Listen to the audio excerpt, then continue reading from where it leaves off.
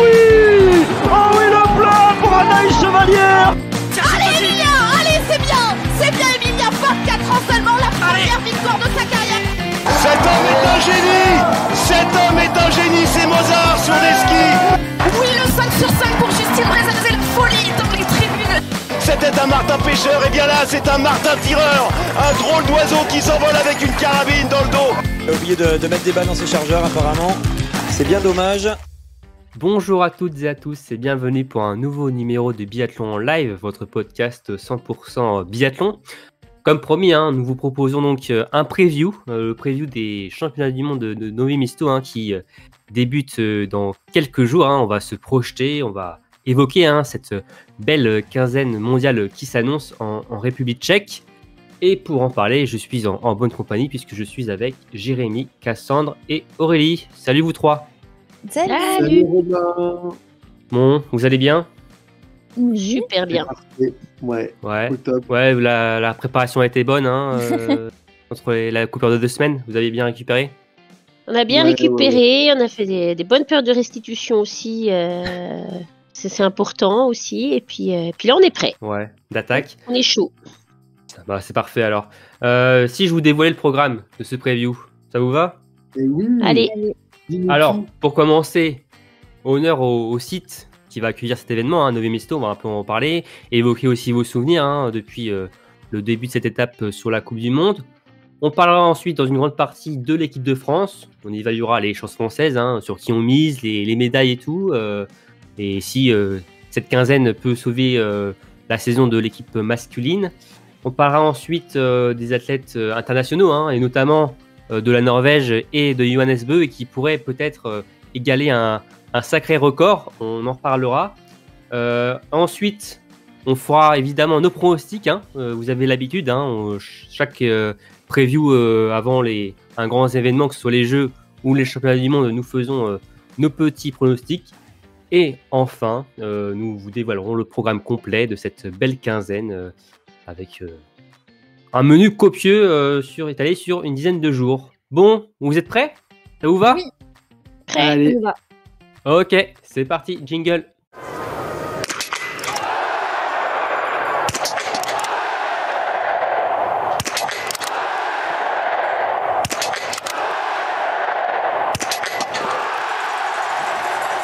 Bien, alors pour commencer, comme je le disais, honneur au site hôte Novi Mesto.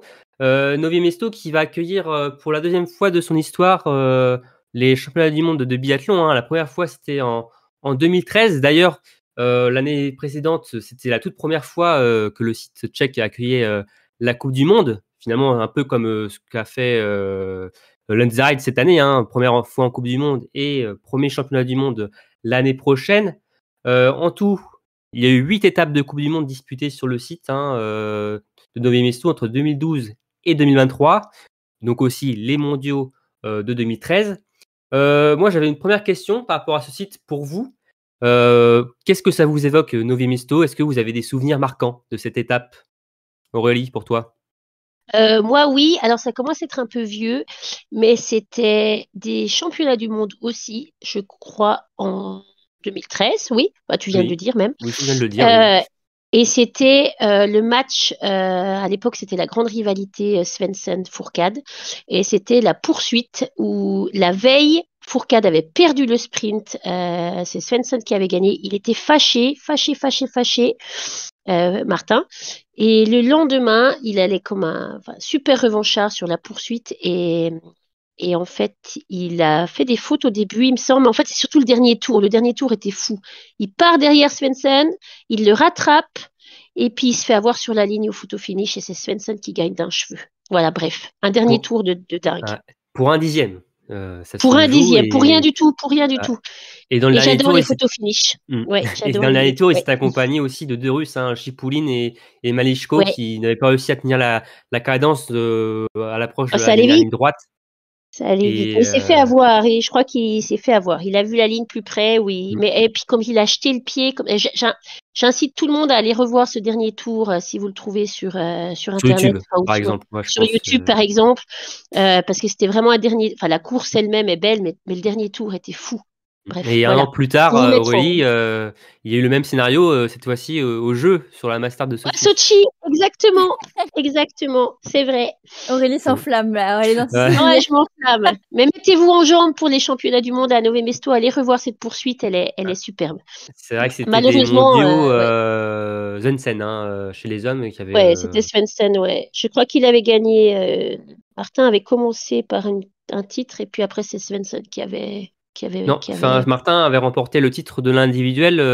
Alors, Jensen était malade ce jour-là, donc il n'avait pas pu participer. Ouais, et Martin puis après, profité et après c'est Svensson et puis Martin qui avait les médailles d'argent, il me semble, derrière. Et c'est Qui revenait. sur la Mastart, c'était Tariabeu qui avait remporté l'or devant Chipoulin et Jensen, et Martin Fourcade avait terminé que 10e de la course Ouais, des rois. exact. C'est vrai qu'Emile Jensen avait 4 médailles d'or lors des mondiaux.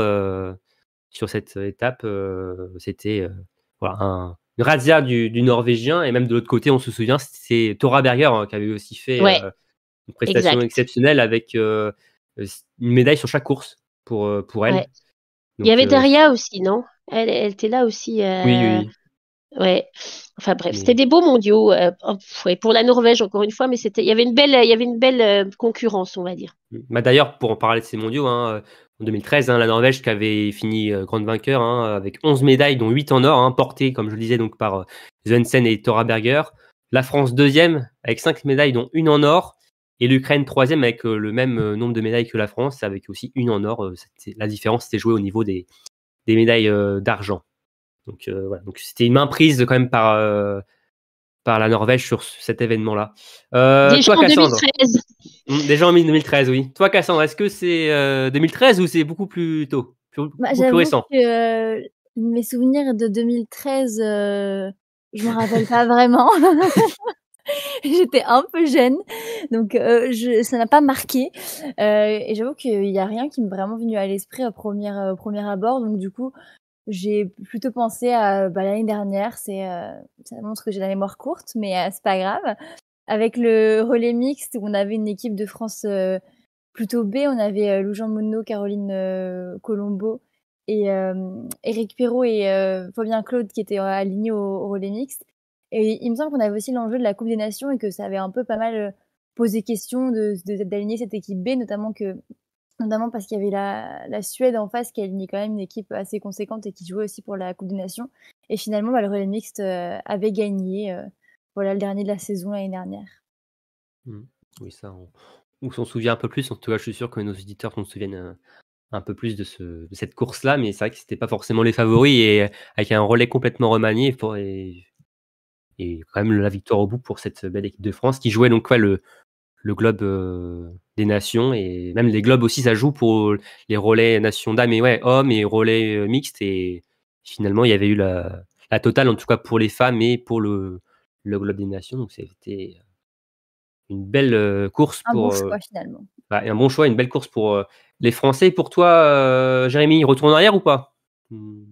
Ouais, retour en arrière. Mais moi, je pense pas l'avoir vu en direct, mais 2013, je me souviens de la combinaison déjà de Martin Fourcade et des Français qui étaient vraiment improbables. Je vous invite à aller voir. Il y avait Siegfried Mazet à la jumelle.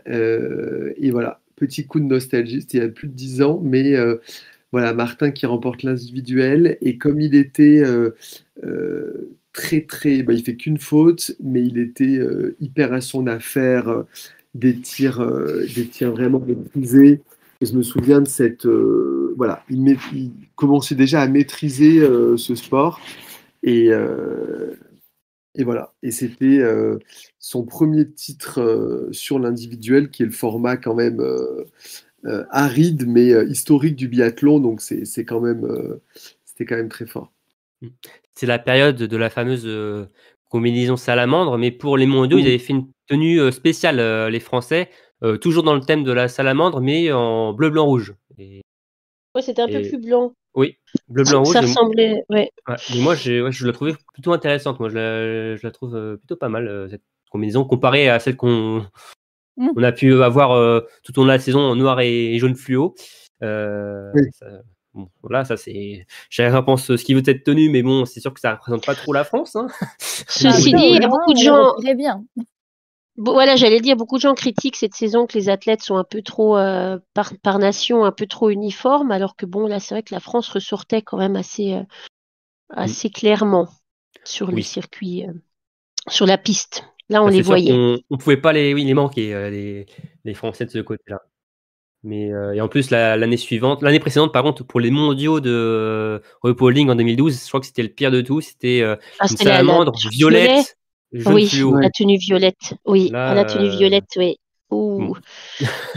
Ouh. Je comprends pas je ne sais pas comment le designer a pu se dire ça pouvait être une bonne idée de faire une tenue comme ça, mais bon, bah, en tout cas, je sais que pas mal d'athlètes en ont parlé après que bon, c'était pas forcément la combinaison qu'ils ont préférée durant leur carrière et je veux Sans bien les croire de ce côté-là. Ouais. Bah, pour moi, juste pour évoquer moi un souvenir, bah il y a un souvenir quand même qui est dans notre générique du début. C'est la victoire d'Anaïs Chevalier-Boucher à Nové-Mesto en 2016, en décembre 2016, sa première et unique victoire hein, finalement sur la Coupe du Monde, sur la poursuite. Et donc ça, c'était assez marquant. Et d'ailleurs, sur ce week-end aussi, ce qui a été également marquant, c'est le week-end plein de Martin Fourcade, le triplé sprint poursuite mass start. On a beaucoup parlé avec Justine Breza-Boucher, hein, à Lenzerheide. Mais là, Martin Fourcade, bon, c'est la saison où il a quasiment tout gagné, où il a été vraiment le maître de cette saison de bout en bout. Et il avait réalisé donc le triplé sprint poursuite mass start à Nové-Mesto et il avait une avance déjà incroyable après seulement descendre. Donc pour moi, ça avait été aussi un moment marquant, mais aussi oui avec cette victoire d'Anaïs Chevalier-Boucher, enfin Chevalier à l'époque seulement, qui était rentré dans le panthéon des Français et Françaises gagnant sur la Coupe du Monde. Bien, alors j'avais quand même des petites questions sur vous, sur le site de. Oui, sur nous, non. Les amours. Voilà. On va rester quand même centré sur Nové-Mesto. Donc, je lisais, 8 étapes de Coupe du Monde disputées en République tchèque, un championnat du monde. Pour vous, qui est le biathlète masculin le plus victorieux sur place? Moi, je dirais Martin. Ouais. Cassandre? Bah, je sais pas du tout. Hein. Jérémy? Ouais, je sais pas. Moi, je tente un Björndalen. Et non, vous avez donc tous les deux faux avec Aurélie et Jérémy, puisque c'est Johannes Bö qui a 7 succès. Ouais. Et le deuxième le plus victorieux, c'est Martin Fourcade avec 4 succès. Donc il y a quand même un avantage pour Johannes Bö assez net. Et chez les femmes? On l'a évoqué ou pas déjà? Ah, je sais pas. À toi de me le dire. Chez les femmes, laisse-moi réfléchir. Je pense pas que c'est Tora Berger parce que non, c'est pas Dahlmeier. Je pense pas qu'elle a couru. Je pense pas qu'elle a couru assez souvent là-bas. Tora Berger non plus. Allez, 5, 4, 3, 2. Marthe, par défaut. Marthe Holzboe à deuxième avec 4 succès, mais la première c'est Thierry Lecoff. 5 succès. La saison notamment où elle avait fait des doublés sprint poursuite, elle les enquillait et 5 succès pour elle. Donc voilà. C'est moi qui gagne quand même. Hein. J'ai 2 fois les deuxièmes. Donc une domination norvégienne même au niveau des victoires. Et aussi, dernière question sur Nové-Mesto. Il y a eu une grande première à Nové-Mesto en 2015. C'est quoi pour vous cette grande première qu'il y a eu? C'est le relais mixte simple? Non, pas du tout. Si, c'est ça, c'est tout à fait ça. Ah, c'est ça? Premier relais mixte simple de l'histoire en 2015 du côté de Nové-Mesto. Avec une victoire de quelle nation, Jérémy? Ouh, attends, j'ai déjà une première victoire de l'Allemagne. Bien sûr que non. De la Russie. Avec Romanova et Volkov qui s'imposent devant la Norvège de Martelsbourg-Rosseland déjà et de Labelunt. Et de l'Ukraine, 3e avec Dima et Tichenko. Et donc l'Allemagne, 4e. Et la France, 5e avec qui? Avec Anaïs Besco. Attends. 2015. Vous ne trouverez pas, je pense, parce que c'était Enora Latuyère et Jean-Guillaume Béatrix qui représentaient la France. On n'y était pas. Ils avaient terminé à 2 minutes. de là Ils aussi. avaient tous envoyé des équipes B en fait, parce que même Martin et la Bellune. Ah bah ils vont être contents en tout cas, Nora et Jean-Guillaume. Non, mais non pas l'équipe B, mais ce que je dis, ils avaient gardé les têtes d'affiche pour le relais mixte double quoi. Parce que Marthe, elle avait pas percé en 2015. Voilà ce que je voulais dire. J'étais surtout basée sur la Norvège. Oui. On Marthe, éteint elle avait l'incendie pas. là, on essaie d'éteindre l'incendie. Non, mais Marthe, elle avait pas percé. C'était pas la Marthe qu'on Non, connaît en oui, c'était pas 2015. Elle a encore, ouais, percé à évidemment. Oslo en 2016. Et puis la Oui. Bellune, il a jamais vraiment percé non plus. Donc ils avaient tous envoyé un peu voilà. Je pense qu'ils avaient gardé les premiers de l'équipe pour le relais mixte normal. Bah, sur le relais mixte normal là, que la Norvège avait gagné, il y avait Birkeland, Thierry Lecoff, Jonas Bö et Tarjei Bø. Donc oui, voilà. Et pour Et la avec France, Tarier en fait. Ah. Oui, avec Tarier en fait qui avait percé. Voilà. Bon Et bah pour bon. la France, il y avait les frères Fourcade, Marie-Dorin Habert et Anis Bescon. Donc oui, Ouais, on donc restait quand même voilà. sur les tauliers. Voilà. Avec cette équipe, on avait fait deuxième, non, du Quatrième. relais. Quatrième? Ouais. Derrière la République tchèque et l'Ukraine. Ah non, mais attends, mais Jérémy, on a été en mauvais, on a été très très mauvais en relais pendant très très longtemps. Hein. Tous les relais, c'était des catastrophes, les relais français. Ouais, Pendant c'est très vrai. très longtemps, je t'assure. Bien, alors voici pour cette partie sur Nové Mesto. Maintenant, on va parler du présent et donc de l'équipe de France. Une équipe de France fière allure, qui évidemment va essayer de truster le maximum de podiums et de remporter un maximum de médailles d'or, on leur souhaite. Mais selon vous, sur quelle course et où, avec quel biathlète on a le plus de chances de remporter l'or mondial justement sur cette quinzaine en République tchèque? Et bah, moi, j'ai envie de dire avec Justine. Ouais. Parce que j'ai pas envie de porter trop la poisse au relais dames, on en parlera assez. Donc, on va porter la poisse à Justine. Non, je rigole. Mais non, je pense elle peut nous faire quelque chose de très bien. Elle l'a montré là avec sa période où elle a gagné 4-5 courses d'affilée. Elle est quand même toujours deuxième du général. Donc, à partir de là, mathématiquement, pour moi, c'est la plus forte de la saison. Donc, la plus forte, la plus à même de ramener une médaille, quoi. Même C'est en parce or. que si Justine arrive à assembler tout, que ce soit le tir ou le Bah, scie, c'est ça. celle qui a le plus de chances pour toi finalement, voilà, de. Bah, si elle assemble tout, pour moi, elle est devant. Donc, à partir de là, celle qui a les cartes en main pour gagner, elle dépend pas du tout des performances des autres. Peut-être à l'inverse de Julia Simon. Jérémy, je sais que c'est ton choix. Oui, moi j'ai misé sur Julia Simon. Je trouve qu'elle est en bonne forme. Elle revient bien, dans la tête ça va bien par rapport au début de saison. Et, et ouais, je pense que surtout sur les courses en confrontation, elle peut vraiment remporter une poursuite ou une mass start. Donc voilà, je vois bien Julia remporter un titre mondial. Julia Simon, qui est détentrice du titre mondial de la poursuite, qui essaiera de doubler la mise dans quelques jours. Pour toi, Aurélie, t'hésites alors entre Justine et peut-être le relais féminin, justement, aussi. Oui, alors si je devais choisir une course, je pense qu'on a le plus de chance sur le relais féminin. Et si je devais choisir une athlète, je fais comme Cassandre. Je pense aussi que c'est Justine qui a le meilleur potentiel. Ouais, parce que le relais féminin, on a les 4, un quatuor qui Ouais. même Il est quand même solide. même les 5, j'ai envie de même dire, Ouais. de ce qu'on a vu sur la RuPaulling, qui sera peut-être même favorite. Je sais pas comment on voit les choses, on en a déjà parlé, mais c'est peut-être favorite, mais peut-être pas non plus grande favorite. Non, finalement, il y a moins de boulevard que les années précédentes, enfin que l'année dernière. Je trouve qu'il y a moins de boulevard pour la France, mais c'est pas plus mal. Au moins, il y a moins cette pression de on est les ultra favorites, faut qu'on perf. Et ça peut passer du coup. Et peut-être. Non, mais bon, Ouais, vas-y, Aurélie. il a porté de main ce titre. Il est sur le papier, il y a tout ce qu'il faut pour le remporter. Donc moi, je pense que c'est même pas que c'est jouable, c'est que ça reste potentiel, probable. Après, bon, faudra voir comment ça se passe. On va en parler un peu après parce que j'en ai fait une partie. Mais donc du Justine, du Julia Simon. Pas de Lou Jean Monod ou même un bleu homme pour vous? Sur le podium, Bah, pourquoi pas, mais peut-être, mais tu parlais de titre, donc ouais, je sais pas. bah après, Lou, moi, je la vois, enfin, ça me m'étonnerait pas forcément qu'elle puisse gagner un titre, mais pour moi, c'est pas celle qui a le plus de chances d'en remporter, quoi. Même pas sur J'aime bien l'individuel, dire comme ça. où on sait que.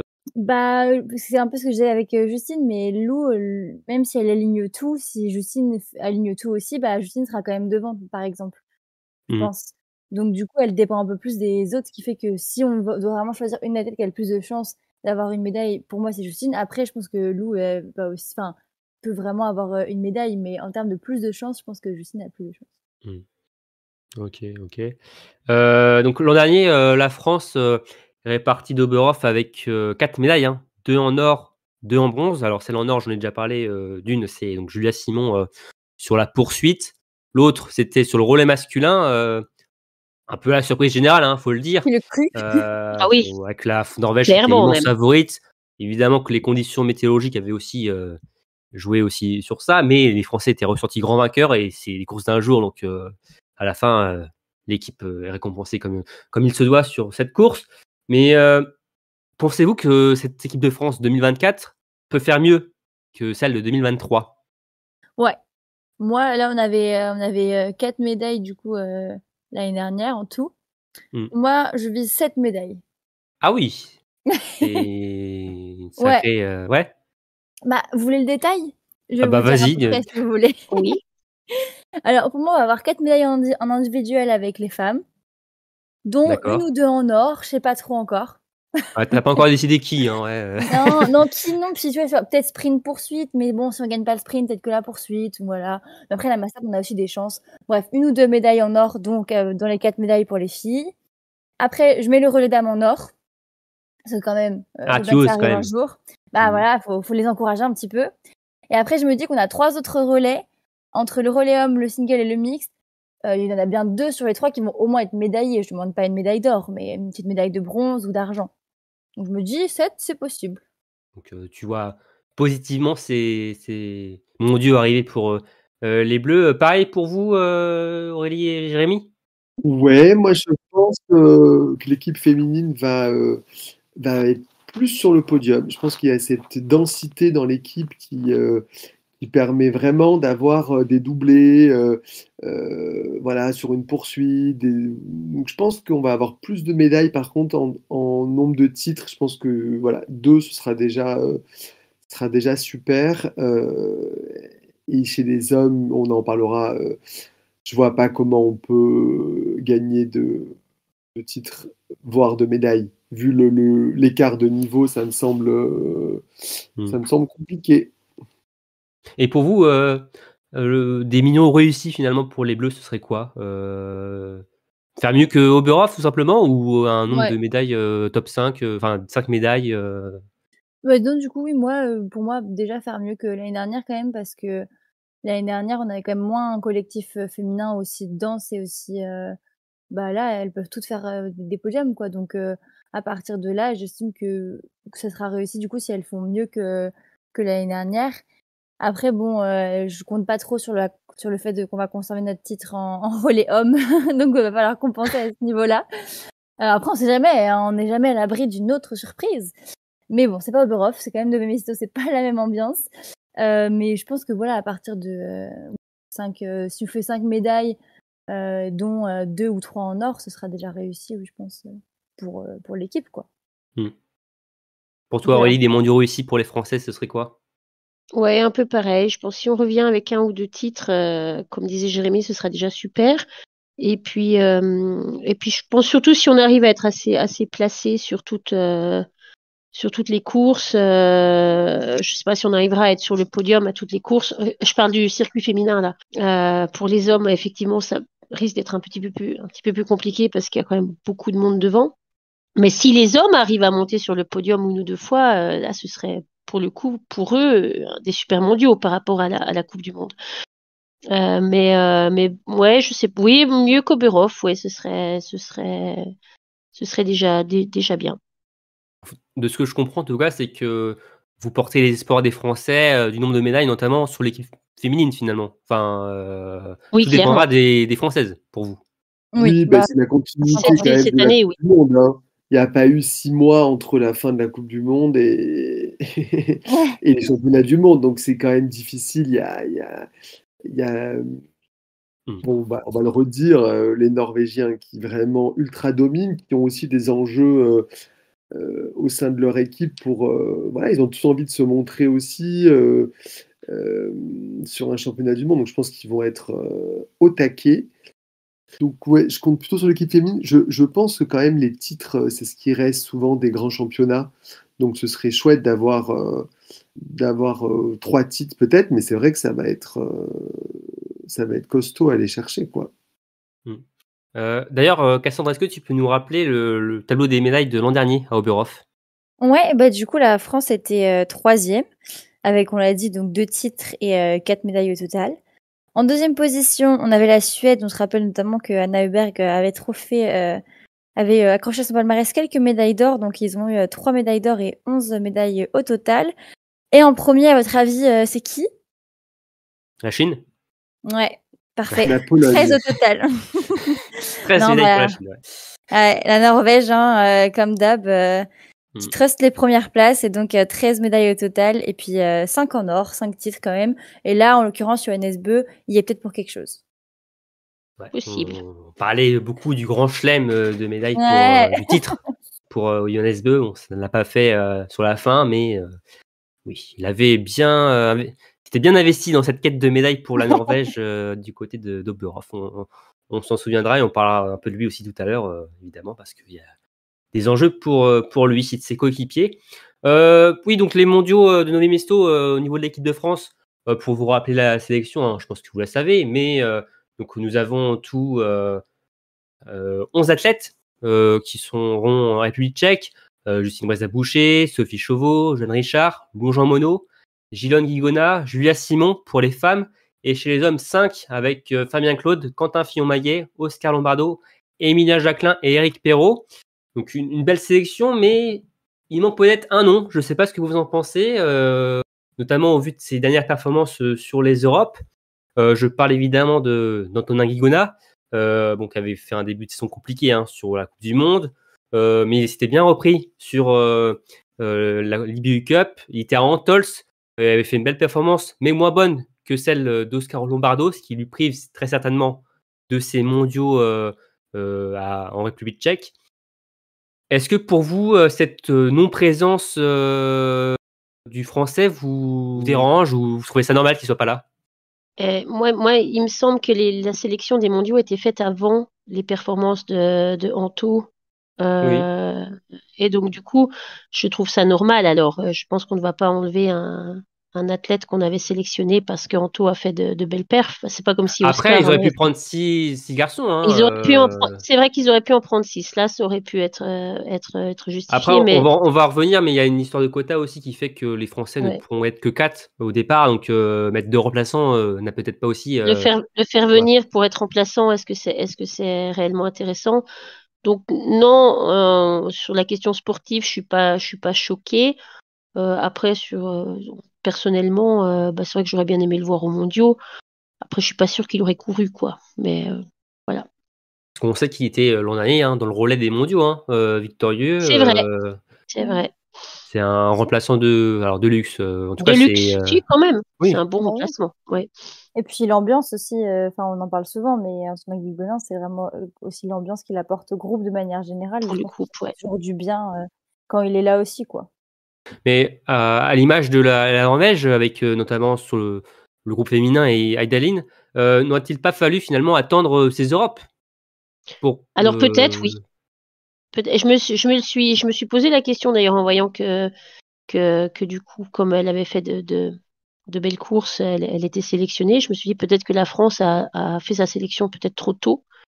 Elle aurait peut-être dû attendre aussi. Après, c'est pas, enfin, oui, c'est compliqué, hein. C'est compliqué. Pour toi, Jérémy, non plus, pas de problème.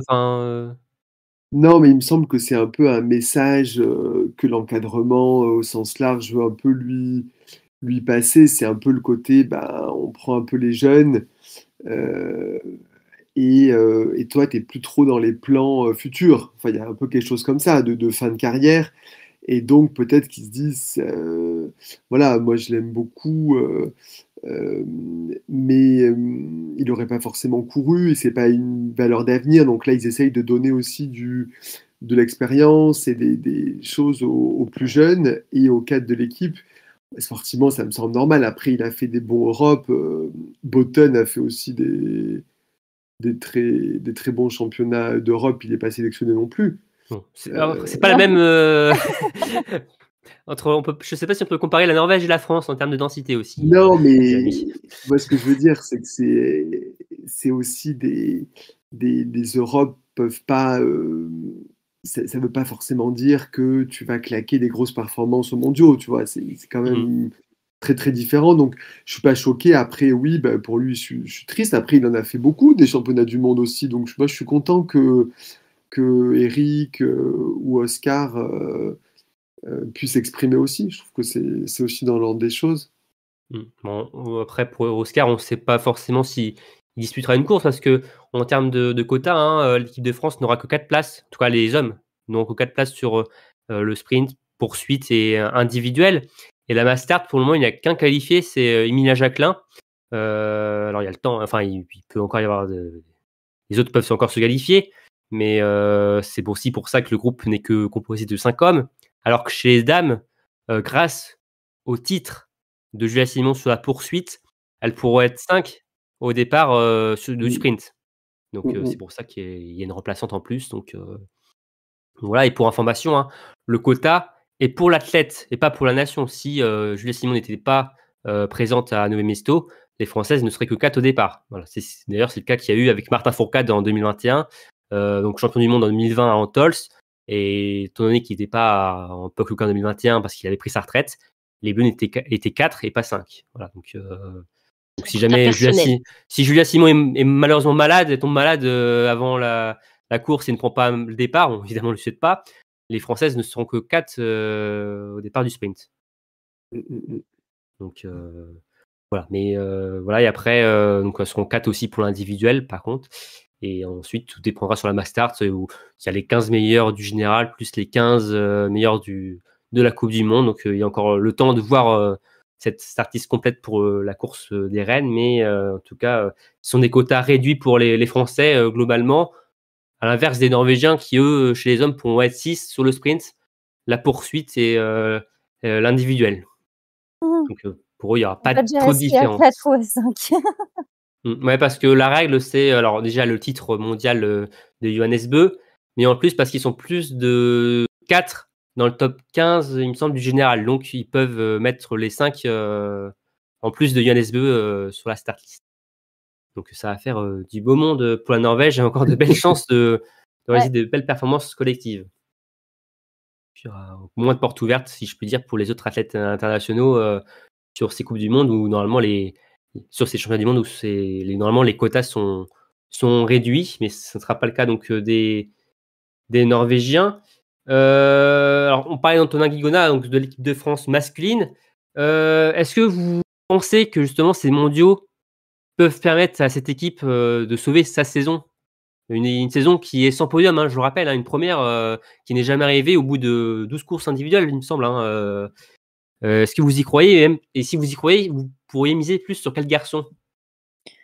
C'est clair que s'ils arrivent à faire un podium individuel, sachant que, comme tu l'as dit, ils n'ont pas réussi à en faire depuis le début de la saison, bah oui, leur saison serait sauvée dans les grandes lignes, parce que forcément, on peut pas sauver une saison juste avec une course, mais un peu comme l'année dernière avec le relais qui a été un peu l'arbre qui a caché la forêt, bah ça a quand même permis d'avoir un petit peu de joie et d'espoir avec cette équipe masculine. Donc là, s'ils feront un podium individuel alors qu'ils n'ont pas fait de la saison, moi je considère quand même que ça sauve leur saison. Et mais sinon, en termes de pour faire potentiellement ce podium, bah j'ai envie de croire en Quentin Fillon-Maillet parce qu'on sait qu'il a l'expérience, qu'il l'a déjà fait et qu'il a aussi beaucoup le mental pour ça et qui va pas, ce sera pas sur le mental qui va forcément craquer au niveau des différentes courses qu'il va faire. Et on se rappelle des courses juste avant les mondiaux où il a failli faire podium. C'est juste qu'il y avait pas les bons skis ce jour-là. Donc voilà, j'ai envie de croire que avec des bons skis, les planètes alignées, ça peut le faire sur une course. En tout cas, c'est celui que j'imagine le plus monter sur le podium. Quentin qui est à la recherche en plus de son premier titre mondial individuel. Hein, en Bah ouais, il a carrière, tout fait à l'envers, lui, d'abord champion olympique. Jérémy, tu y crois, toi, un sursaut des Bleus sur l'événement de la saison ou pas? Honnêtement, j'y crois pas énormément. Mais non, mais soyons très honnêtes, mais je crois beaucoup en Éric Perrault.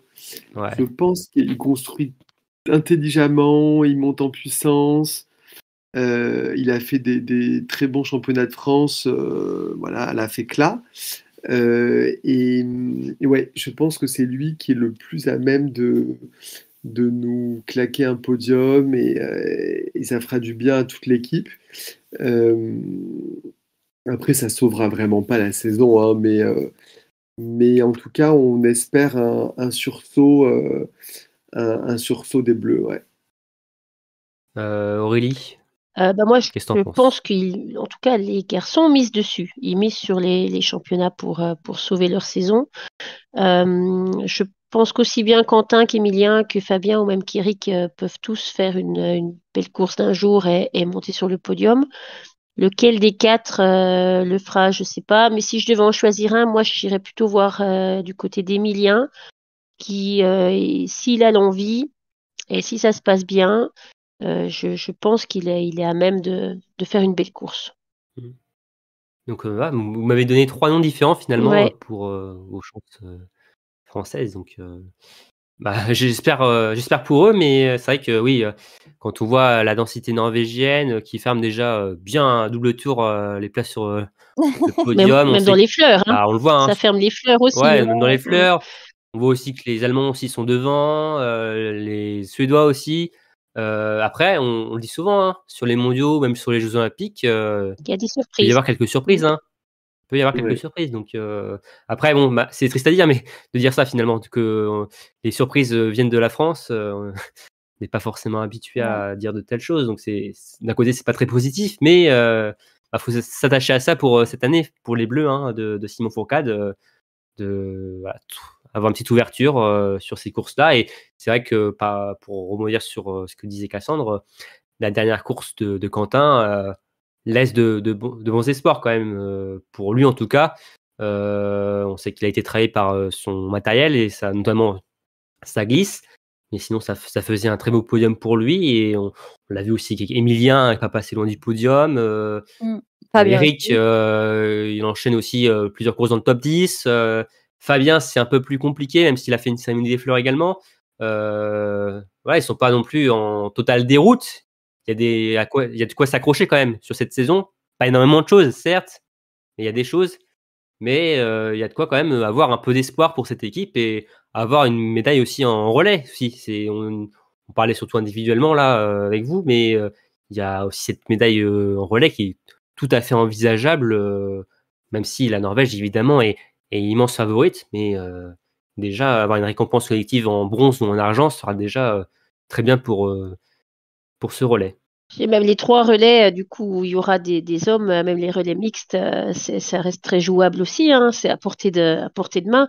Alors, ce ne sera pas collectif pour les hommes, mais ce sera toujours positif pour les athlètes. Oui, ça peut lancer une dynamique, notamment. Ouais. Bien sûr, si un Quentin, un Emilien ou un Fabien ramène une médaille dans un relais mixte, c'est déjà, oui, ça peut lancer une dynamique, quoi, oui. D'ailleurs, en parlant de relais mixte, vous voyez qui dans ce relais?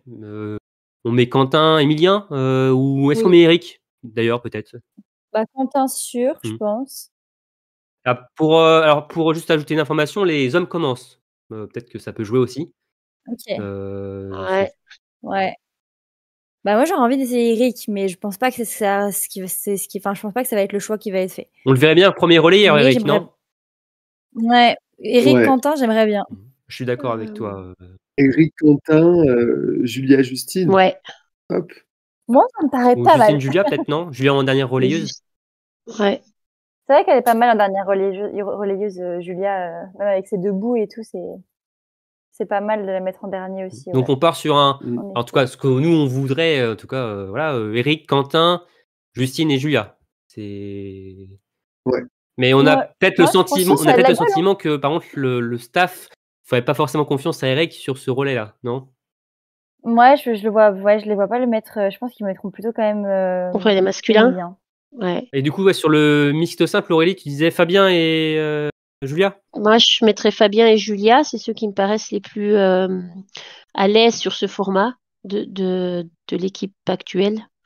J'aurais bien mis Antonin, je t'avoue, mais oui, peut-être Fabien, Mais du coup, non. Julia. Moi, je mettrais Lou si elle n'est pas sur le relais mixte. C'est vrai que Lou a Après, déjà brillé c'est- sur ce relais. Ouais, hein. c'est vrai. Après, Après, Ouais. c'est pas le même jour, donc c'est vrai qu'ils peuvent un peu mettre qui veulent. Enfin, je veux dire, il après y a pas de course. le relais mixte simple va intervenir après plusieurs courses déjà passées. Il y aura de la fatigue et donc tout dépendra aussi des Dans la performances des forme. athlètes, hein, la dynamique de certains et Ouais, c'est vrai. certaines. Donc, Et la forme. Donc à voir, mais c'est vrai que oui, il y a un petit débat. On a déjà nos préférences de notre côté, mais après, bon, forcément, évidemment, le dernier mot sera pour le staff. Bon, on va parler quand même. J'en ai déjà parlé un peu tout à l'heure, mais de cette course, je pense qu'on attend tous. C'est le relais féminin. Ah bah, Celle dont on doit ne pas prononcer le voilà, nom. c'est un peu le petit rituel de chaque preview, que ce soit les mondiaux ou les Jeux Olympiques. Mais je repose donc cette question pour la 10e fois. Est-ce que c'est enfin l'année pour l'équipe de France féminine de remporter ce sacre? Moi, je crois pas trop à la poisse comme ça, donc pour moi, oui. Après, bon, on a été déçus par le passé parce que voilà, encore une fois, elles avaient tout ce qu'il fallait pour remporter le relais, et puis pour diverses raisons, hein, ça c'est pas fait. Mais oui, cette année, il est pour nous. Enfin, il est pour elle Oui, pour la France, oui. et pour la France. Pour la République. Cassandre? Bah oui, bah je l'espère comme d'habitude. Après, on l'a dit au dernier podcast, c'est pas les favorites, elles sont parmi les favorites, mais c'est pas les grandes favorites. Tu les mets Donc, pas quand même un poil devant, non? bah sur les derniers relais, on voit que ça tourne quand même pas mal. Donc, Tu mets qui en favorite du coup, la Suède? bah je mets en gros, ouais, France, Norvège, Suède Dans les trois? dans les favorites, quoi. Ouais. Et après, voilà, ce sera ceux qui se démarqueront le plus. Et donc, elles ont largement les capacités et elles peuvent l'emporter, mais ça sera serré. Après, moi, comme je disais tout à l'heure, c'est pas plus mal de pas arriver en extrême favorite, je trouve aussi, pour avoir une autre physionomie de course et peut-être finalement être plus dedans, avoir moins peur de perdre quelque chose, à ne pas réussir sa course.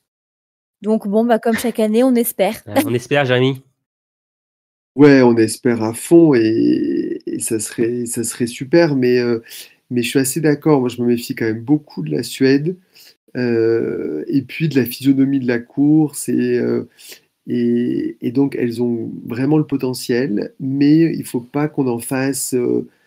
Faudrait pas qu'on soit trop déçus si elles font un podium. Ce serait déjà super. Et comme l'a rappelé Aurélie, les relais, les médailles en relais, on prend.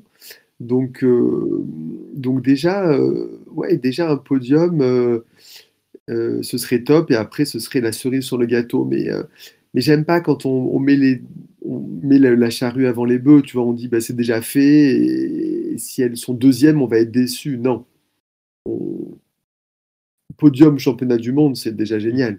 Ce qui arrive pas très souvent, hein, pour le relais féminin français, hein, qui font chaque année partie des favorites, mais finalement, il faut remonter à 2017, Orphizen, pour retrouver trace d'une médaille.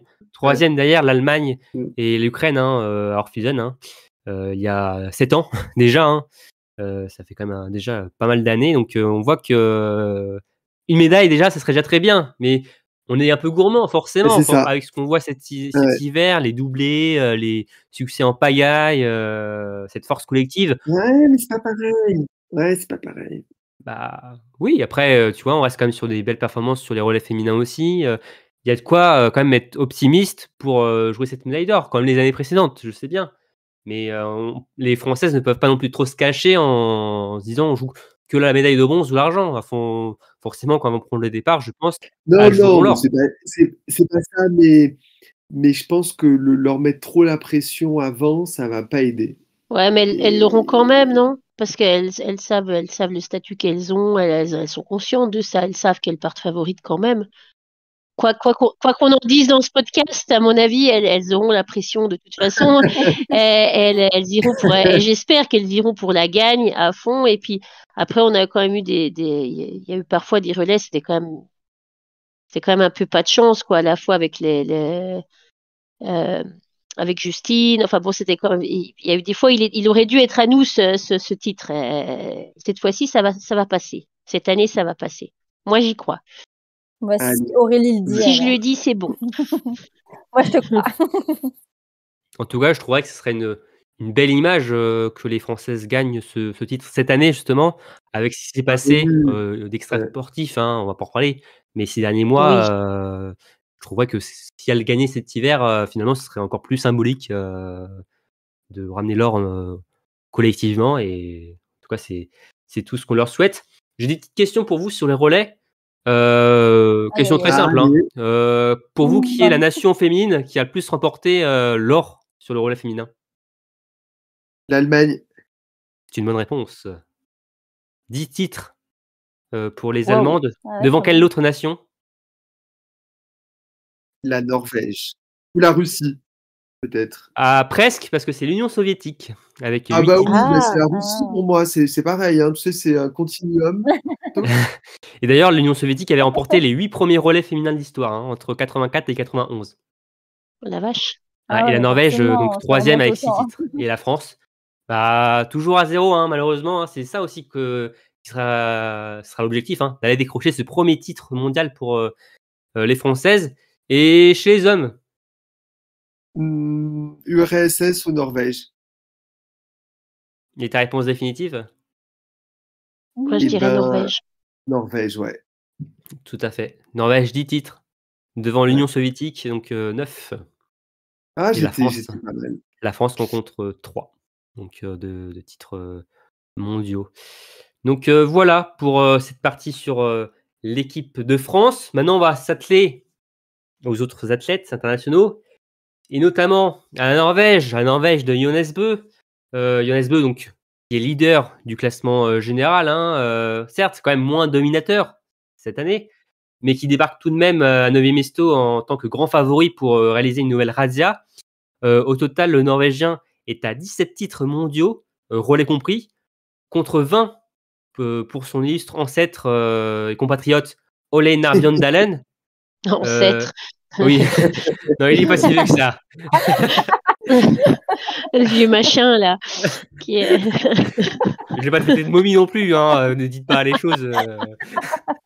Son illustre compatriote, voilà, Ole Einar Bjørndalen.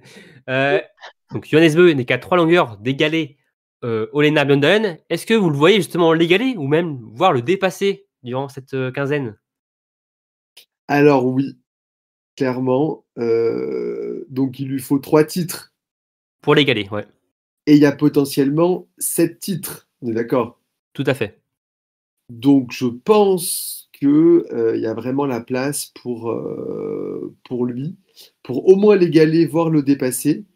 Donc s'il se pose sur les tirs et s'il tente pas des tirs mitraillettes pour faire le record du tir le plus rapide du monde, bah, clairement oui, il a toujours quand même sa petite marge sur les skis.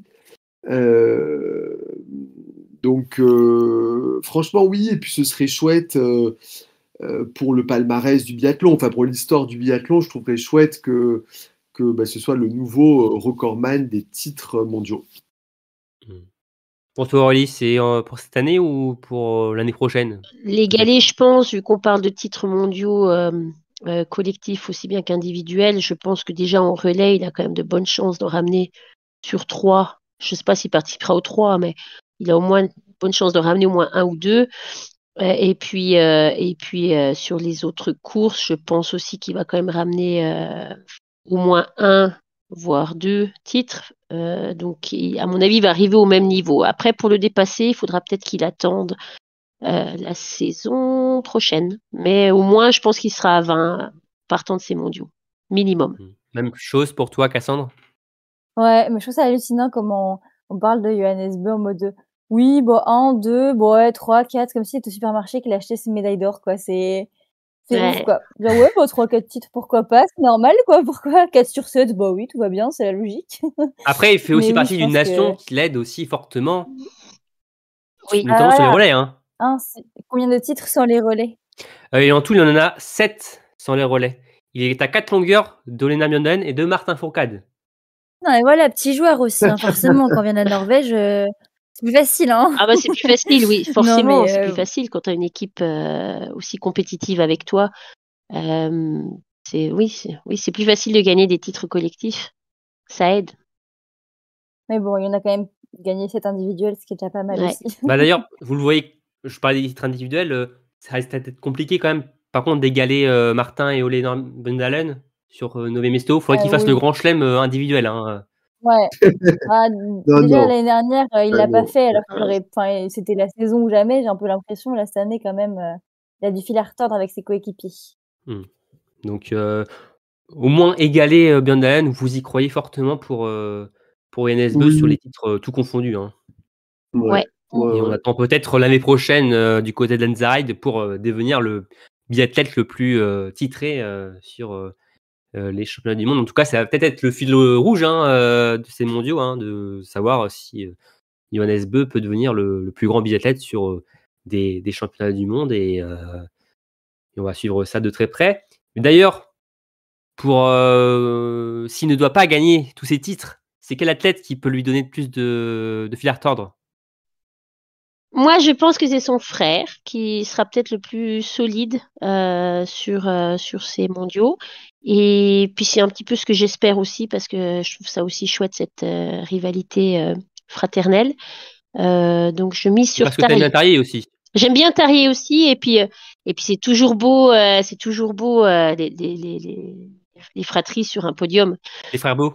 Les frères, ouais, voilà, c'est toujours beau les fratries sur un podium. Mais donc moi je pense que quand même que Tarier, il m'a quand même l'air très, enfin il m'a l'air même sur le papier il l'est aussi. Enfin les chiffres le prouvent, il est quand même très solide cette saison. Donc j'espère qu'il fera des bons mondiaux et puis qu'on aura une belle rivalité entre eux. Tarier Beu qui a seulement entre guillemets 2 titres mondiaux individuels. Hein. Oh la loose, ouais. Ouais, il faut qu'il rattrape son retard. Donc peut-être que oui, ça peut être Une motivation. l'adversaire numéro 1. Mm. Voilà. Bon, toi, Cassandre, on va surtout rester beaucoup en Norvège par rapport aux adversaires numéro 1, Ouais, forcément. je Cassandre, pense. toi, c'est un autre Johannes, peut-être. Ouais, je vois bien Johannes Dahle parce que déjà, il a repris la 2e place au général. Et on voit qu'il est extrêmement en forme à ski, il a faim. Enfin, sur les derniers tours, là, justement, quand Quentin n'a pas pu avoir son podium, il était assez impressionnant. Donc, je pense que sur une course, une course où il tire bien, il va vraiment pouvoir challenger Johannes Bö. Là où je suis par contre d'accord avec Aurélie, c'est que Tarier Bö, il a plus peut-être l'expérience des grands événements comme ça. Et à la régularité, je pense que ce sera peut-être lui, à la régularité, enfin, de manière régulière, qui sera peut-être le plus proche de son frère. Mais je pense que celui qui peut peut-être le dépasser, ce serait Johannes Dahle. Et pour toi, Jérémy, on reste encore en Norvège. Mais quel athlète? Oui, mais moi je trouve que Vettel, depuis qu'il a été non sélectionné là, on sent qu'il est à l'écrou et il a vraiment envie de leur montrer que c'était une très mauvaise décision. Il Il a déjà pas mal montré, ouais.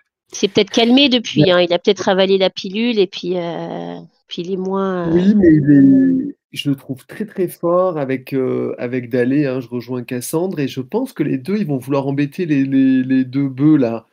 Parce que c'est quand même c'est un peu deux sous-teams là, dans l'équipe norvégienne. Eux, ils sont très copains, ils en ont un peu marre que les frères Beu trustent tout. Et donc, je les vois bien en adversaire numéro 1. Et alors, je savais que vous alliez dire que des Norvégiens, donc j'avais prévu le coup. Si on doit dire un non-Norvégien, vous miseriez sur qui? Moi, sur Samuelsson, parce que il fait pas une belle Coupe du Monde là, et puis je pense que du coup, il a annoncé assez rapidement après qu'il soit tombé malade. Je crois que il avait redéfini ses objectifs de saison pour s'orienter vers les mondiaux. Donc peut-être que du coup, il mise tout sur ces mondiaux et qu'il arrivera à faire de belles perfs. Samuelsson qui est quand même un homme de grand événement, hein, Oui. qui C'est vrai. est souvent là, on l'attend. Alors, il me semble par contre qu'à Pékin, ça a été quand même plus compliqué pour lui. C'était plutôt Martin Ponsiluva qu'on avait vu. Mais en tout cas, oui, c'est vrai que Samuelsson forcément fait partie des favoris, même si la maladie lui a fait un sacré coup à la tête. Donc à surveiller. Cassandre plus Doll, je crois, c'est ça? Ouais, mais un peu pareil, du coup, en termes d'athlètes qui sont capables de perfer sur un jour. Doll, je le vois bien faire une perf sur le sprint, par exemple. Après, je suis pas méga convaincue, hein, il y a quand même 5-6 Norvégiens qui peuvent passer avant. Mais C'est ses derniers mondiaux, Adol, ouais, non? Donc peut-être qu'il a aussi un petit peu plus, un peu plus faim, envie de finir, plus envie de finir Mm. sa à la saison. Eric Lester. Ouais. En tout cas, il fait une très belle saison, hein, Oui. si c'est bien sa dernière, il termine très bien. Ouais, donc Doll aussi, oui, enfin forcément, il a déjà 2 succès en plus cet hiver, hein, donc il me semble, donc c'est forcément un athlète à surveiller. Et toi, Jérémy? Et pourquoi pas un Italien finalement? Ah. Un Giacomel ou Un Jonazzo Obo? je vois. Bello. Non, mais je vois peut-être qu'un voilà, un Italien aussi peut sur ses en plus c'est des, je pense des altitudes qui leur conviennent pas mal. Donc Nové Misto, c'est pas très haut, hein. C'est à 600 mètres, hein. C'est à 600 ouais, mais mètres, hein, Nové Misto. justement, non mais Giacomel, il a quand même des temps de ski qui sont vraiment bons, hein, il me semble. Son mois de janvier est très intéressant, hein, ouais, en tout cas, il a montré de très belles choses. Et voilà, donc je me dis, alors je suis d'accord, hein, pourquoi pas norvégien ou allemand, mais je me dis, n'oublions pas les Italiens. Et sur l'individuel, on a déjà eu des grosses surprises, donc pourquoi pas un Tchèque à Novie Mesto? Oui, pourquoi pas. Bah oui.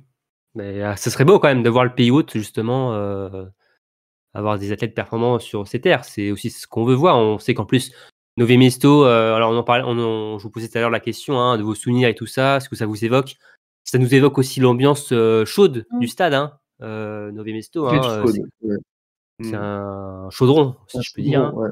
Donc, Mmh, mmh, mmh. et de voir ce stade s'enflammer, prendre feu, si un athlète, si une équipe tchèque remporte au moins une médaille, c'est aussi toujours très sympa de ce côté-là. Donc, ce serait évidemment plaisant de voir Ils des. connaissent la piste, ils s'entraînent, ils connaissent le pas de tir, ça donne toujours un Mm, petit supplément quand même. c'est sûr. Après, les Tchèques, on verra peut-être chez les dames, peut-être vous n'allez me parler de Markéta Davidová, mais faut pas forcément partie des favoris, il faut le dire aussi, hein. Surtout, oui, Davidová, c'est une saison qui est dit compliquée.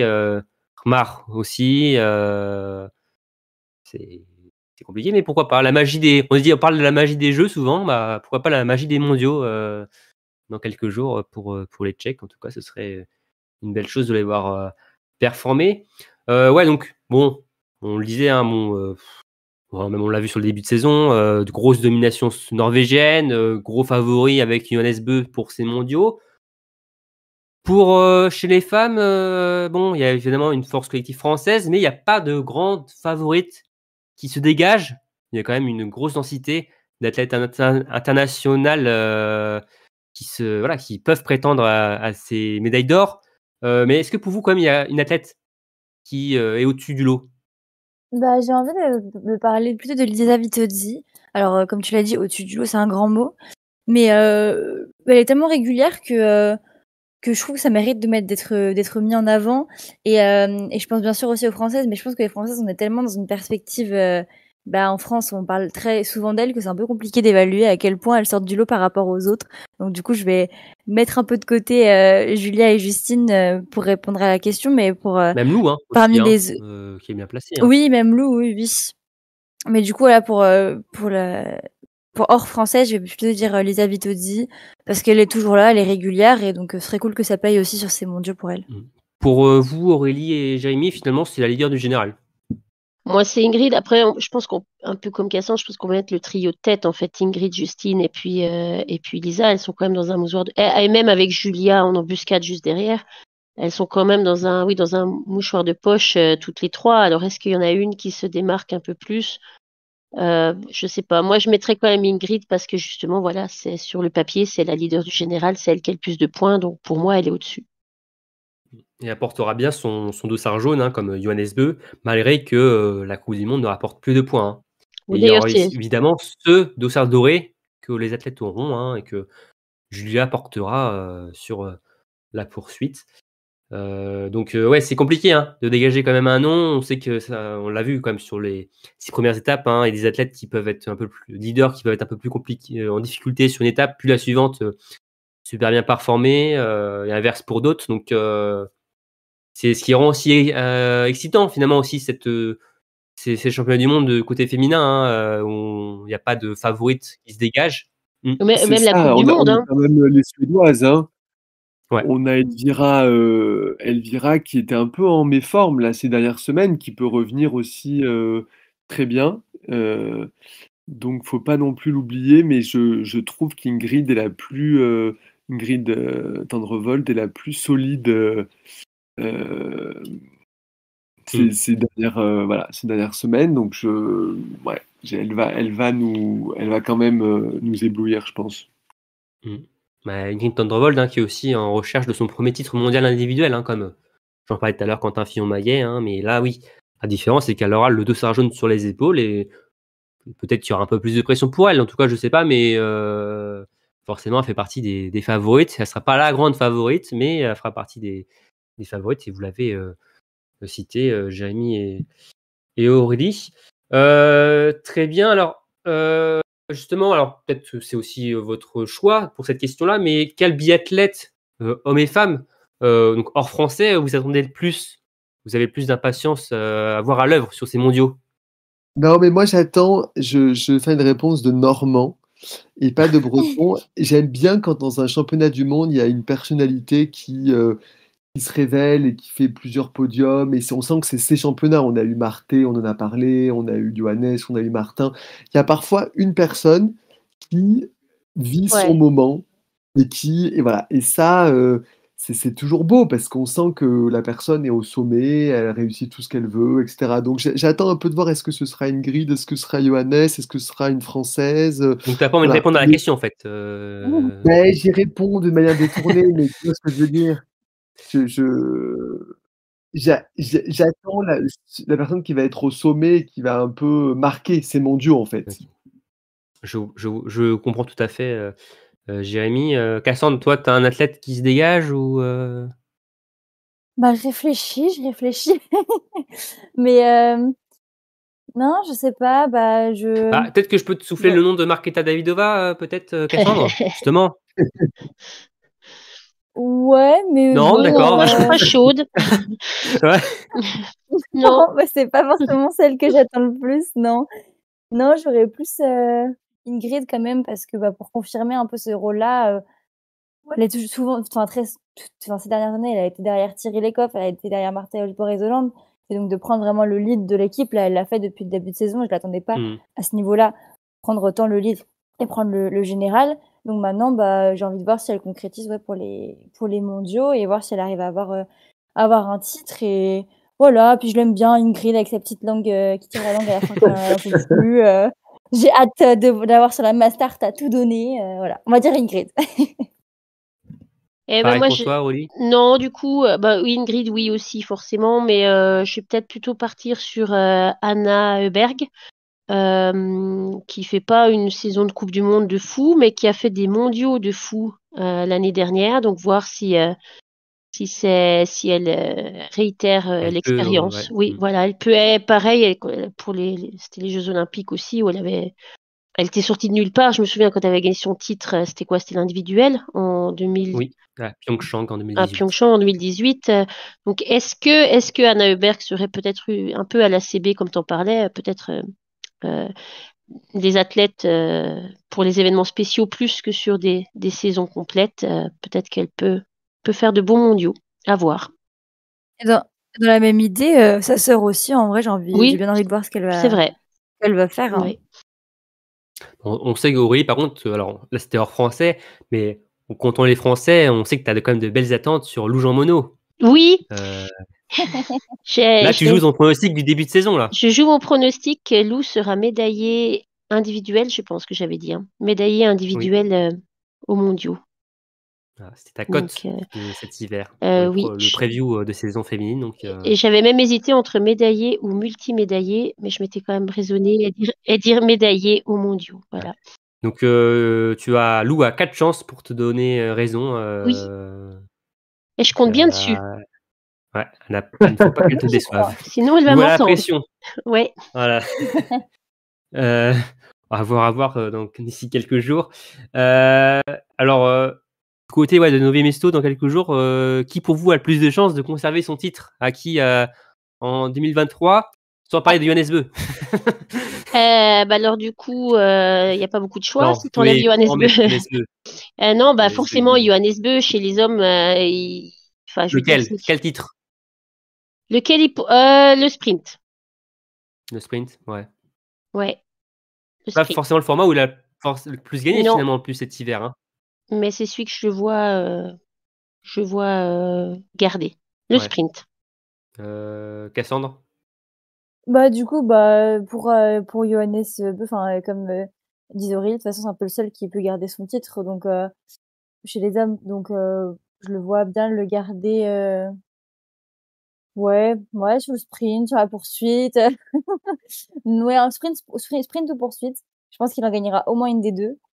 Et du coup, pour les femmes, j'aimerais bien surtout voir Julia conserver son titre sur la Oui, poursuite. pareil. Je crois que Jérémy est d'accord aussi. Ouais. Oui. Moi, je pense que Julia, c'est sa course et elle va nous faire le doublé. Ouais. Elle a vraiment la science de la poursuite. C'est une course particulière. Après, il faut qu'elle soit bien placée sur le sprint. C'est ça. Et elle est capable de faire des remontadas assez impressionnantes. Donc, même si elle part 10e, elle peut remporter la poursuite. Et justement, en parlant de poursuite, est-ce qu'il y a une course dont vous attendez le plus durant cette quinzaine? Bah, on en a parlé, mais voilà, le relais féminin, un premier titre mondial, en plus en équipe, ça aurait vraiment de la gueule. Donc, moi, j'attends avec grande impatience le 17 février. Oh, et l'heure?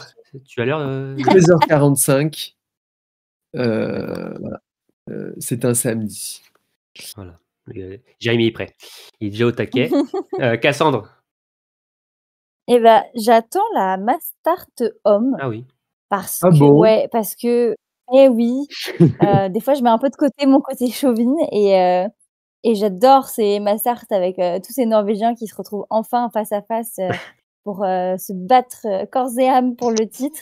Et du coup, je pense que ça va faire une très belle Mastart avec du très haut niveau. Et là, surtout les dernières Mastart nous donnaient envie aussi avec plein de monde dans les derniers tours encore pour se battre pour les podiums. Donc, j'aimerais bien un dernier tour comme ça où ça se bat quoi pour les places qui soient 6 pour 3 places quoi.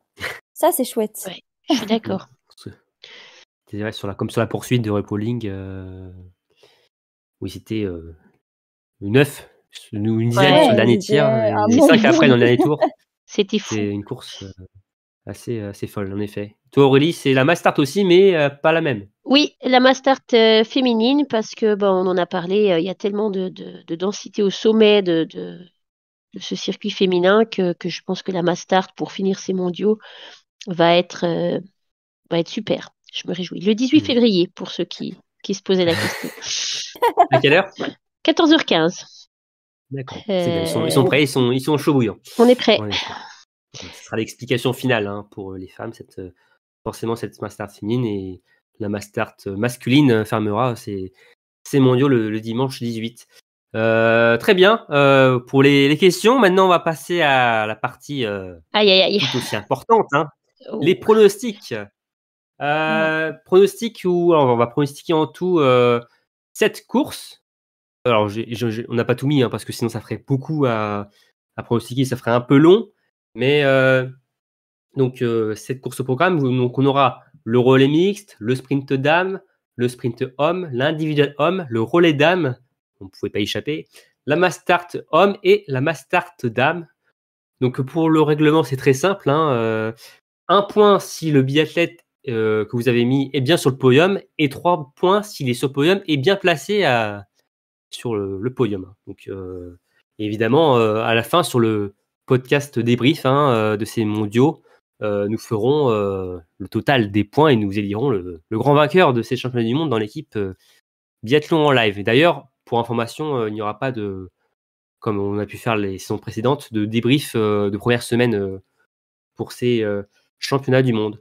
Bien, alors on va commencer par la première course qui ouvrira ces mondiaux mercredi, à savoir le relais mixte. Aurélie, je t'écoute pour ton top 3. 1, Norvège. 2, Suède. 3, Italie. Donc ça commence bien pour l'équipe de France. Cassandre. Moi, je mets la France en premier, la Norvège en deuxième et l'Italie en troisième. D'accord. Jérémy, c'est à peu près un peu pareil. Hein. Oui, je crois que j'ai été copié, mais c'est pas grave. Non, je rigole pas du tout. Non, mais je mets la France aussi, avec l'équipe qu'on a donnée, hein, par contre, tout à l'heure.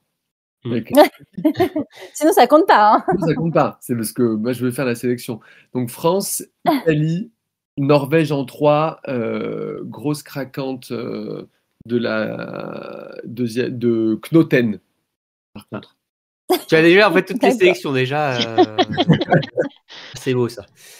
Mais c'est tout, Jérémy. Alors pour moi, je vois la Norvège qui s'impose devant l'Italie et la Suède. Donc, et les Françaises. Ouais, je suis comme Aurélie, je suis très optimiste pour le début des Bleus. Oui, dis donc, tu te moquais de moi. Ouais. En fait, la grosse craquante alors chez nous. Il n'y a pas de grosses craquantes, c'est surtout des énormes performances de malades des autres équipes. Pareil. Voilà. Et surtout des fusées sous les skis pour les Suédois et les Italiens. Voilà. Mais sinon, pour évidemment, on donne aussi le pronostic des autres comparses, Aymeric et Marine. Alors pour Aymeric, il voit la Norvège qui s'impose devant la France et l'Allemagne. Et pour Marine, c'est aussi la Norvège devant la Suède et la France en bronze. C'est vrai qu'on a un peu délaissé l'Allemagne quand même. Hein. Et que Aymeric. Non, ils sont nuls en mixte. Voilà, ça c'est dit. C'est dit. Maintenant, on passe au sprint féminin. Aurélie, qui tu vois championne du monde? Je vois Ingrid Tendrevol, suivie de Justine en argent et Lisa en... en fait, j'ai vu le classement, en fait, je me rends compte. Et Lisa ouais, je me rends compte là tout de suite en lisant. Et Lisa en bronze. D'accord. Cassandre. Et moi, je vois le retour d'Elvira Heuberg pour bien commencer ces mondiaux en première place, avec Justine en deuxième et Ingrid en troisième. D'accord. Alors, Jérémy, alors déjà, tu avais sélectionné déjà Knoten sur le relais mixte. Là, tu la mets même en or sur le sprint. Alors... Oui, parce que revenu de sa craquante sur le relais mixte, Il nous raconte les mondiaux. Vous verrez, on en reparle au débrief. Non, je vois bien une surprise avec Knoten, dans des conditions météo assez difficiles, pluvieuses. Il fera combien comme température, s'il te plaît? Il fera pas très beau. Devant Preuss et Lisa Vitozzi. D'accord. Ça sent la bonne... Ouais. On en reparlera. C'est génial, Jérémy. Mais c'est bien, au moins tu prends des risques et ça peut te permettre de marquer des génial. points. Hein. Mais si, honnêtement, je serais même pour, si c'est Knoten qui gagne le titre là au sprint, je serais même pour que tu n'aies pas 3 points, mais que tu en aies 5, tu vois. Même 10. Ah, vraiment. Ouais, vraiment. Bah, peut-être que moi, vous allez aussi être d'accord pour m'en mettre 5, hein, parce que moi, j'ai décidé de mettre Anna-Marija Lampic, la Slovène. Alors oui. Sacrée championne. Effectivement. Du monde. Ouais. Je me dis que, alors, ça passe pas beaucoup pour elle, mais on sait que si ça met les 10 balles, bah oui, puis il fera pas beau. C'est championne du monde, hein. Jérémy l'a dit, il fera moche, ce sera compliqué, ça va tout mal tirer. Et puis là, elle va foncer, tu vas voir, à travers le brouillard, là. C'est écrit. Donc voilà, j'ai mis la Lampic pour le titre mondial devant Lisa Vitozzi et Elvira Heuberg. Donc voilà mon trio de tête pour le sprint dames. Et pour Aymeric, donc c'est Ingrid Tendrevol devant Justine Breza et Lisa Vitozzi. Bon, comme toi, Aurélie, et comme le classement général. Et pour Marine, Ingrid Tendrevol devant un doublé français, à savoir Lou Jean Monod en argent et Justine Breza Boucher en bronze. Pour le sprint homme, Aurélie. Moi, j'ai mis Tarjei Bø, suivi de Johannes Darley, suivi de Johannes Bø. Ce sera que des Johannes et que des Bø sur le podium. Est-ce que pour toi aussi, c'est que du Bø ou du Johannes, Cassandre? Eh ben, moi, il y a quand même, il y a du Johannes, il y a du Bø, mais il y a quand même du Benedict Doll. Donc, Johannes Dalle, Johannes Bø et Benedict Doll. Toi, Jérémy, c'est un peu plus diversifié quand même. Ouais, Johannes Bø, Ponsiluoma et Quentin. Ah, une belle médaille pour commencer ces mondiaux pour l'équipe de France masculine. Ce serait une très belle chose en effet.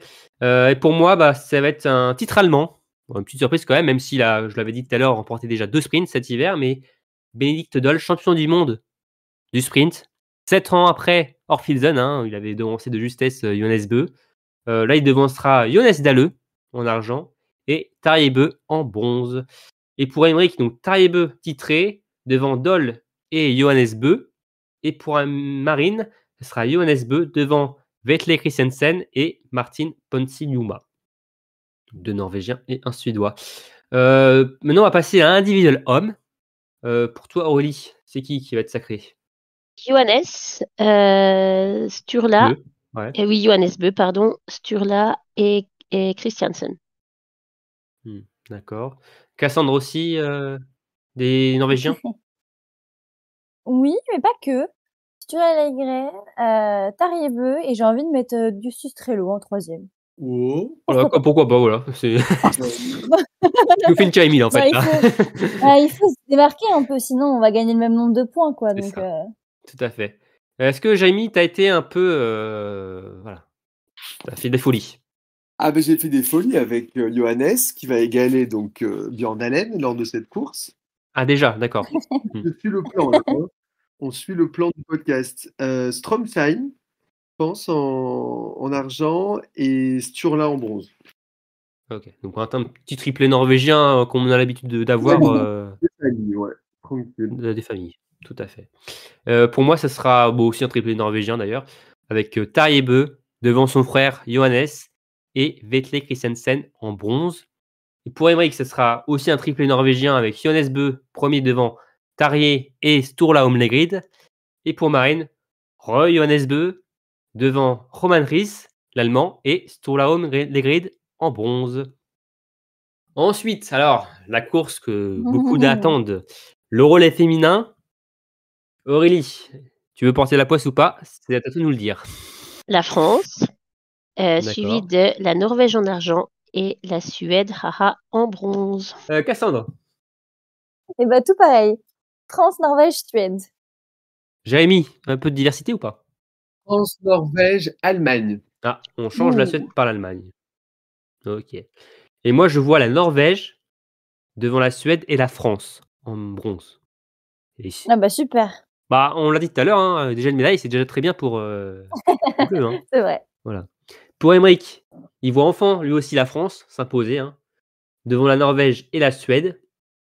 Et pour Marine, Norvège, France et la Suède. Alors, je pense que Marine n'a pas voulu porter la poisse à l'équipe de France. Je soupçonne ça aussi, oui. Mais bon, on est déjà pas mal à avoir mis la France, donc voilà, on peut se permettre de mettre l'équipe de France, je pense. Mais en tout cas, médaille d'or pour Marine, la Norvège sur le relais féminin. On va passer maintenant aux 2 dernières mass start. Aurélie, la mass start masculine sera gagnée par qui? Alors, par un des Bø. On verra. Oui, c'est pas mal ça. On verra lequel. Non, allez, Tarjei, suivi de Johannes Dalle et de Vetle Christiansen. Pas de Johannes. Ah, pas de Johannes. Toi, par contre, Cassandre, il y a un Johannes. Ouais, moi, j'ai pas fait le choix entre les 2 Bø. J'ai mis d'abord Johannes, puis Tarjei, parce qu'ils ont droit à un petit podium ensemble, quand même, un petit podium. Et en 3e, je mets Vetle Christiansen.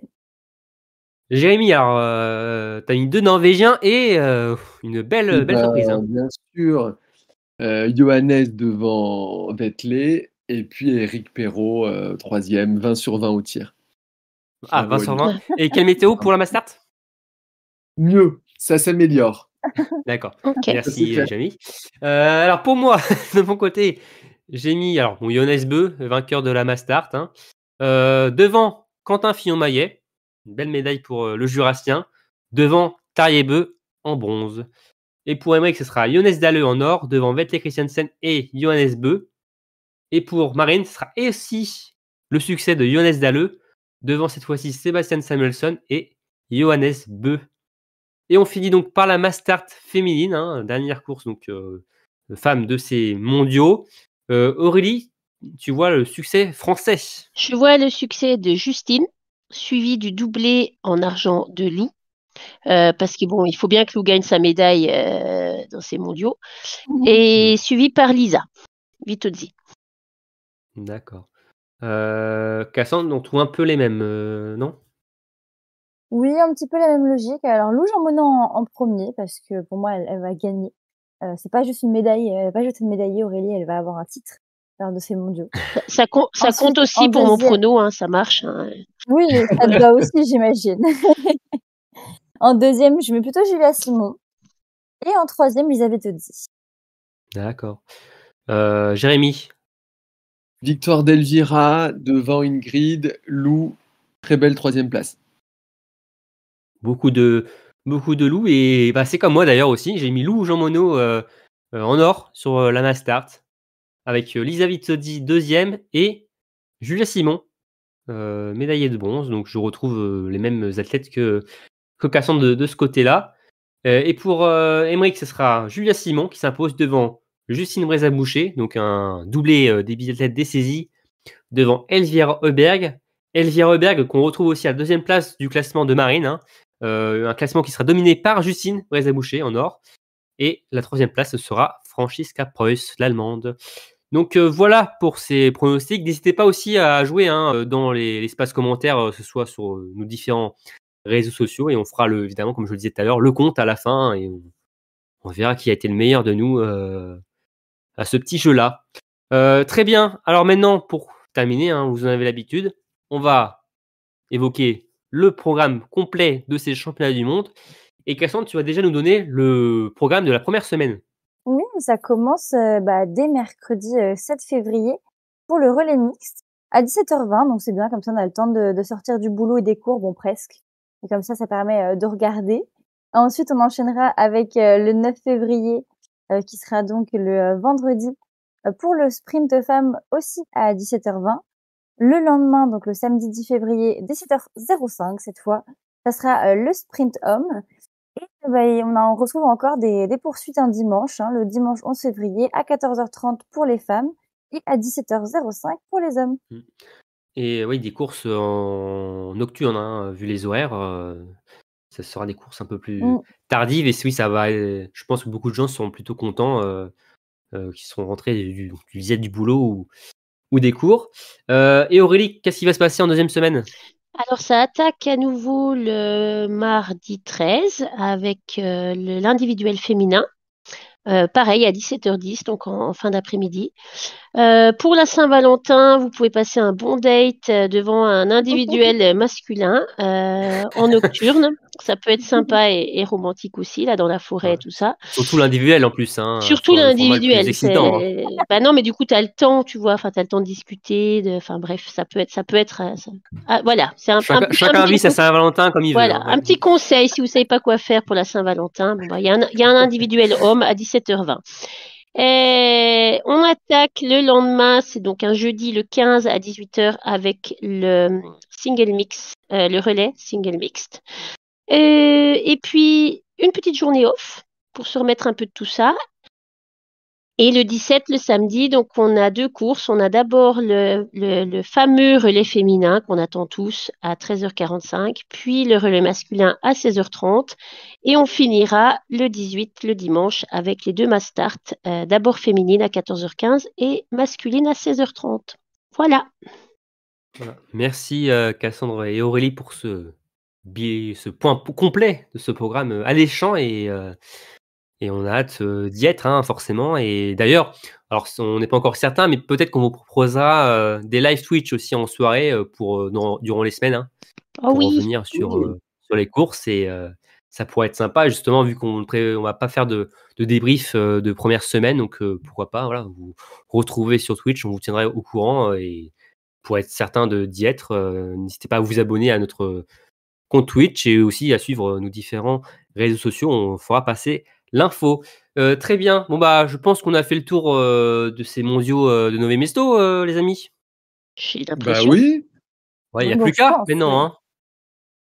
Il n'y a plus qu'à. Il n'y a plus qu'à suivre le guide de Jérémy. Hein. Il suffit de suivre ce qu'il a dit, puis tout est bien. Bon, le problème, c'est que je vous ai un peu spoilé, quoi. Mais bon, Oui, c'est un peu Ouais. dommage d'ailleurs, oui. C'est vrai. Après, désolé. Mais j'ai Mais en tout tellement, cas, j'ai hâte de voir Knoten prendre sa médaille d'or en sprint. Là, j'attends ça avec impatience. à la suite de sa craquante sur le relais mixte, Oui, ça va être oui. une belle Oh. réaction d'orgueil de la part de la Norvégienne. Donc, dans des conditions, on le rappelle, Jérémy, hein, mais difficiles. Hein, Dantesque. dantesques et Compliqué. qui vont quand même aller en s'améliorant au fil des jours. Mais en tout cas, on a hâte de voir ça. Donc, encore merci à tous les trois d'avoir été avec moi Merci à sur toi. ce preview. Merci à tous de nous avoir écoutés. J'espère que ça vous a plu. Comme d'habitude, n'hésitez pas à liker, à partager notre contenu, à également commenter tout ce qu'on a pu évoquer, à donner vos pronostics, voilà, vos chances françaises, comment vous voyez ces mondiaux pour l'équipe de France ou même pour les autres athlètes et notamment pour Johannes Beu, s'il va égaler ou voire dépasser Olena Bjørndalen. On verra ça dans quelques jours. Encore merci à vous tous et on vous dit à très vite pour un nouveau numéro de Biathlon en live. Salut tout le monde. Ciao. Ciao, ciao. Salut.